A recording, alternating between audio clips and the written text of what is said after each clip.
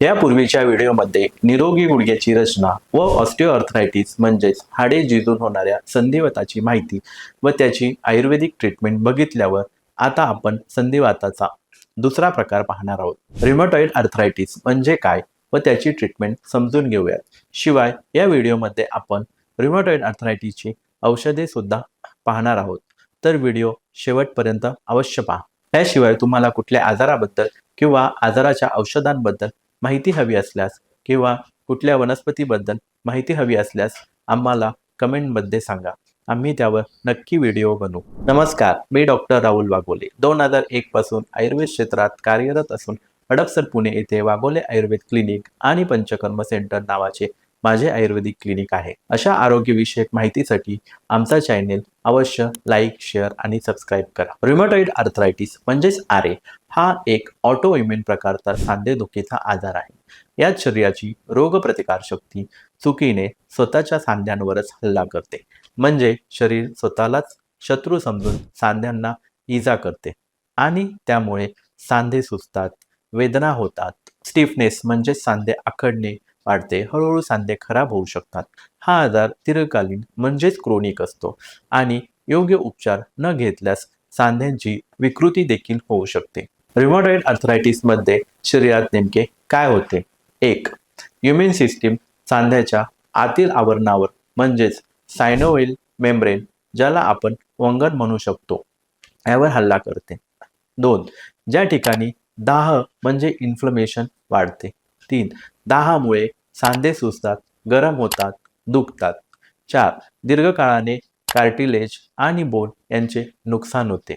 रिमॅटॉइड arthritis कोणाला होऊ शकतो? याचे प्रमाण स्त्रियांमध्ये जास्त दिसते।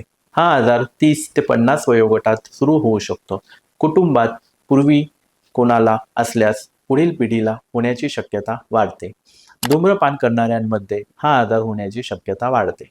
रिमॅटॉइड आर्थरायटिस मध्ये काय लक्षण दिसतात हे आता आपण पाहूया। जसे की सकाळी झोपेतून उठल्यावर सांधे आखडलेले असणे, हालचाल केल्यावर किंवा गरम पाण्याने आंघोळ केल्यावर हळूहळू सांधे मोकळे होतात, दोन्ही बाजूंच्या सांध्यात वेदना होतात, म्हणजे दोन्ही बाजूंना एकाच वेळी त्रास होतो। याशिवाय सांधे सुजणे, गरम वाटणे, केव्हा केव्हा लालसर दिसणे, हात लावला तरी वेदना होतात।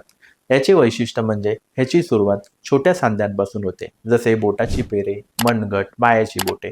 मोठे सांधे हे नंतर प्रभावित होतात। याशिवाय सतत थकवा, शरीरातील ऊर्जा कमी होणे, हलका ताप येऊ शकतो, भूक कमी होते, अशी लक्षणे सुद्धा दिसतात। रिमॅटॉइड नोड्यूल्स म्हणजे त्वचेखाली, कोपऱ्याजवळ, बोटांजवळ, टाचा इथे कठीण पण वेदनारहित गाठी तयार होतात। हा आजार जुनाट झाल्यावर पुढील लक्षणे दिसतात। ग्रीप कमी होणे म्हणजे पकड कमी होणे, जार, बॉटल, पेन धरायला त्रास होतात, सांधे वाकडे होतात। रिमॅटॉइड आर्थरायटिस मध्ये फक्त सांधेच नाहीत तर शरीरात इतर ठिकाणीही पुढील लक्षणे दिसतात, जसे की डोळे कोरडे होणे, तोंड कोरडे होणे, श्वास घेताना त्रास, एनेमिया म्हणजे रक्त कमी होणे, वजन कमी होणे इत्यादी। आता आपण रिमॅटॉइड आर्थरायटिसची ट्रीटमेंट पाहूया। यामध्ये औषधी ट्रीटमेंट सोबत काही पंचकर्माचे प्रकार व डाएटचा समावेश होतो। औषधांमध्ये रासना सप्तक, महारासनादी काढा, सिंहनाद गुगुळ, योगराज गुगुळ यासारख्या औषधांसोबत आम्ही आमच्या पेशंटसाठी आमच्या 25 वर्षाच्या अनुभवातून तयार केलेली शुद्ध आयुर्वेदिक औषधे वापरत असतो।